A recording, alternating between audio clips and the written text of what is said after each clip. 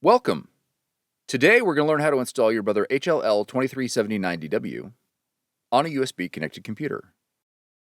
This video will cover multiple models and operating systems. Even though your machine may not match the model on the screen, the overall process will be the same. We will begin by connecting your machine to a computer with a USB cable. Cable lengths of over 6 feet are not recommended. Verify that your machine is powered on. Now that your machine is connected, you'll need to add the printer in the operating system. In the top left corner, click the Apple icon. Then click System Preferences. Next, double-click Printers and Scanners. Click the plus button located below the printers list. Your machine should now display in the Add Printers window. Select your Brother machine from the list.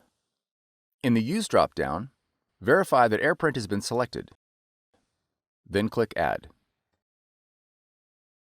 If your machine is not found, it is most likely due to an error in device discovery protocols. You'll need to reboot your computer and the Brother machine and attempt device discovery again. Once added, your Brother machine is ready to print. For more tutorials, FAQs, and videos, visit us at brother-usa.com/support.